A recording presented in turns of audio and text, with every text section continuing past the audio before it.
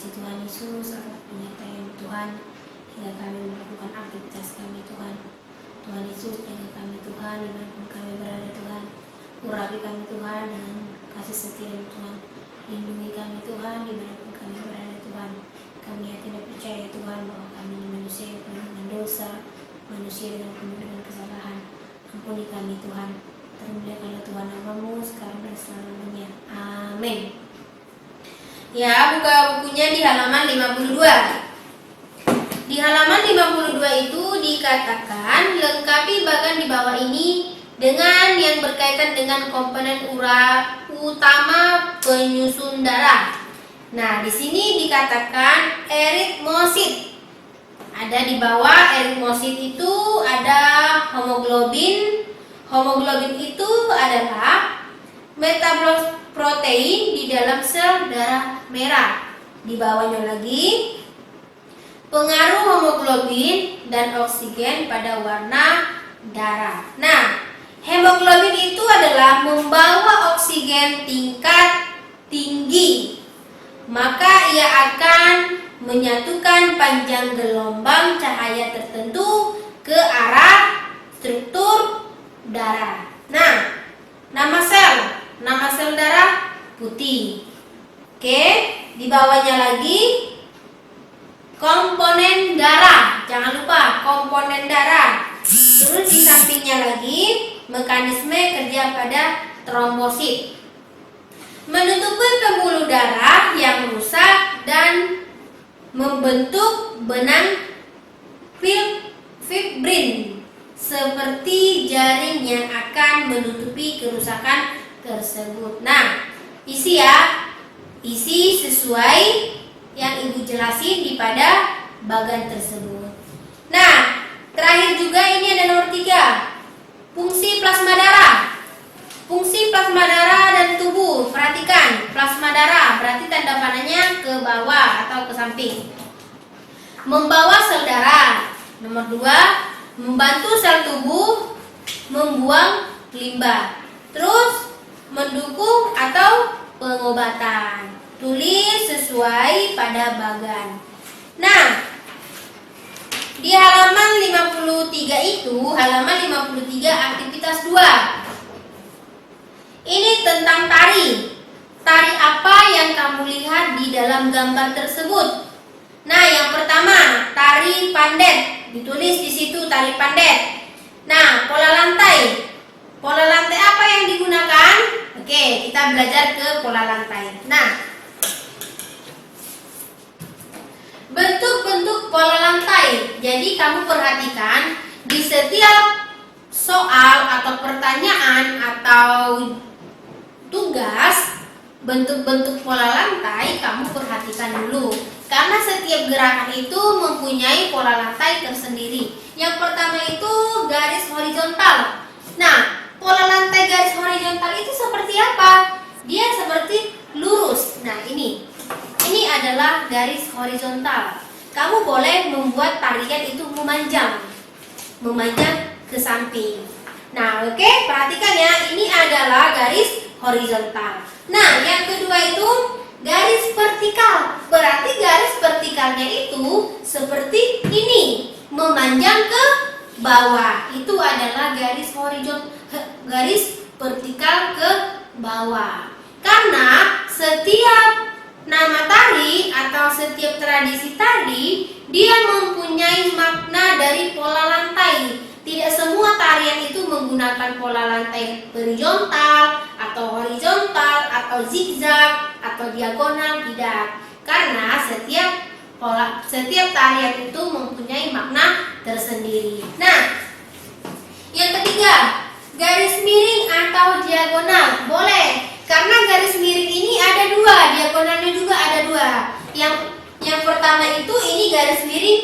Nah, berarti posisi tarinya itu dia miring ke samping. Oke? Diagonal, perhatikan, garis miring diagonal itu miring ke samping seperti ini. Nah, ini ya. Jadi orangnya di sini sesuai pola lantai yang ditentukan. Oke. Selanjutnya, nomor 4. Garis miring melengkung.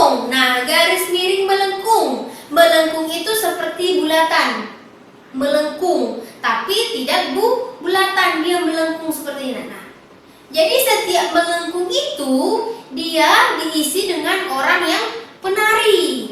Jadi melengkung itu ada maknanya. Mengapa dia melengkung? Karena dari tradisi tari tersebut. Perhatikan ya. Nah, nomor 5. Pola lantai melingkar. Nah, pola lantai melingkar itu dia bulat. Nah, dia di tengah-tengah. Nah, berarti mereka membentuk pola lantai yang bulat atau melingkar. Seperti itu.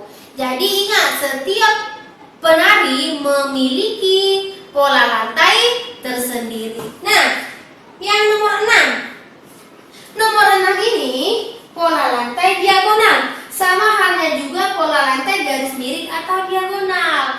Nah, kalau pola lantai yang diagonal ini dia seperti X. Nah, X. Sedangkan ini garis miring. Kamu perhatikan, ini garis miring. Sedangkan ini pola lantai diagonal. Dia kayak X. Jadi X ini diisi orang. Diisi orang. Jadi setiap pola lantai ini mempunyai apa? Mempunyai makna tersendiri. Nah, ini dia. Perhatikan ya. Jangan lupa dicatat di buku karena ini penting. Jangan sampai lupa ya. Nah, nomor 7. Pola lantai zigzag. Pola lantai zigzag itu seperti pola lantai X. Zep, zep, zep. Nah, itu dia. Jadi di atas ini, perhatikan ya. Ini ada diisi orang. Nah, ini. Berarti pola lantainya itu berbentuk X. Setiap penari atau pola lantai memiliki apa? Memiliki ciri tersendiri. Nah, banyak sekali pola lantai. Tapi pola lantai yang pada dasarnya inilah yang kamu ketahui. Ada horizontal, vertikal, diagonal miring, garis melengkung, pola lantai melingkar, pola lantai diagonal, atau pola lantai zigzag. Nah, ini adalah dasar pola lantai yang paling umum.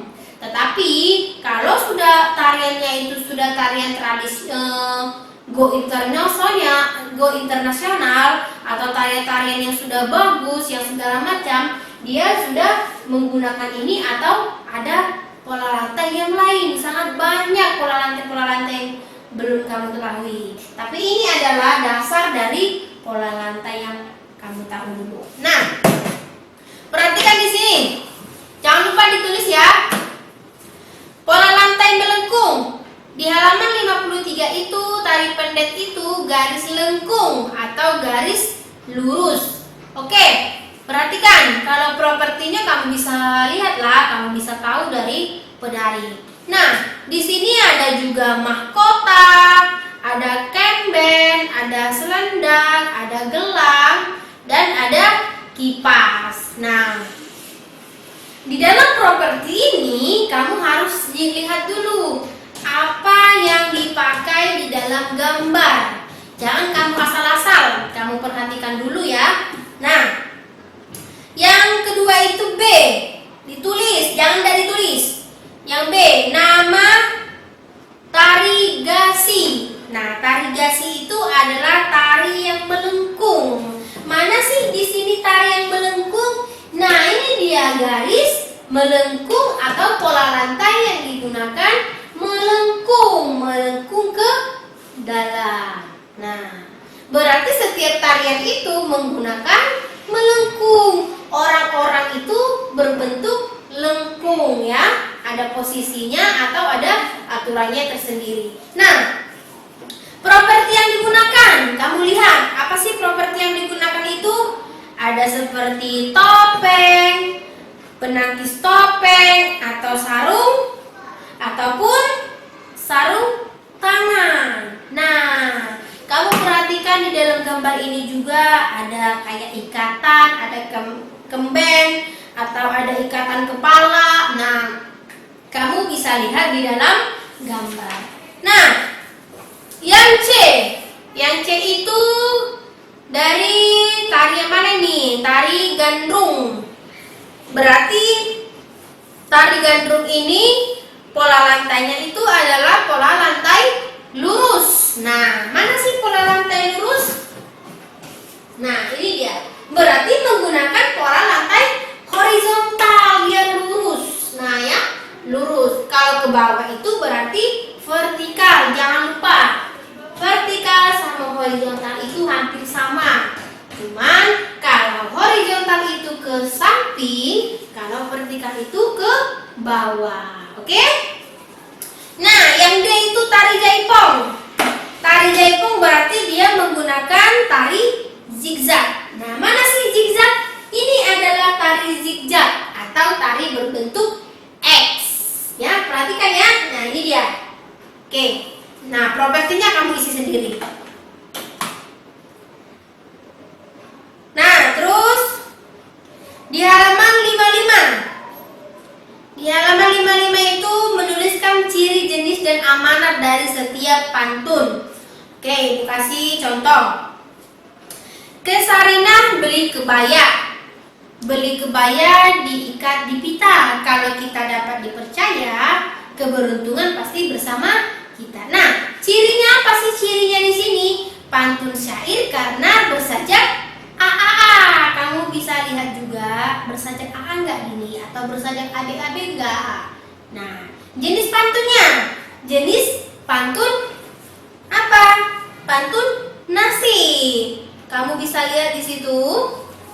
Terus amanat. Amanatnya itu apa amanat dari isi pantun tersebut? Nah, kamu baca dulu, kamu pikirkan amanat apa. Nah, amanat yang diminta di dalam pantun ini menjadi orang harus dapat dipercaya. Nah, kamu di rumah harus dipercaya orang tua, kakak, adik, saudara, atau teman. Kalau kamu berbohong berarti itu tidak dipercaya. Makanya itu kamu jadilah anak yang jujur ya. Oke? Nah, yang 2, 3 ini, 4, 5 kamu boleh isi ya. Oke. Yang 57, di 57. Tanggung jawab kepada Tuhan. Kamu tahulah tanggung jawab kamu kepada Tuhan. Berdoa, perilaku yang baik, tanggung jawab, tidak boleh berbohong, tidak boleh mencuri. Itu adalah tanggung jawab kamu kepada Tuhan dan melakukan hal-hal yang baik. Ya. Nomor 2, tanggung jawab kepada diri sendiri. Oh, tanggung jawab kepada diri saya sendiri apa sih? Kadang anak-anak di rumah bingung, apa sih tanggung jawab kepada diri saya sendiri? Kadang datang sekolah hanya datang sekolah saja, sudah itu pulang-pulang. Nah, dia tidak tahu tanggung jawabnya. Padahal orang tua menuntut apa? Supaya dia belajar, mendapatkan nilai yang bagus. Itu adalah tanggung jawab diri kita sendiri. Nah, jangan lupa tanggung jawab kita atau tanggung jawab diri kita sendiri ini sangat banyak. Nah, nomor 1 itu adalah tanggung jawab untuk belajar, untuk berbuat baik kepada orang tua juga. Kalau kita sudah berhasil nanti, tanggung jawab kita kepada orang tua atau diri kita sendiri. Nah, tanggung jawab kepada keluarga, tanggung jawab kepada keluarga. Nah, ibu bilang tadi, tanggung jawab kepada adik bisa supaya adik ini bisa membaca, bisa menulis, berarti kita mengajari. Itu adalah tanggung jawab kita mengajari, ya. Terus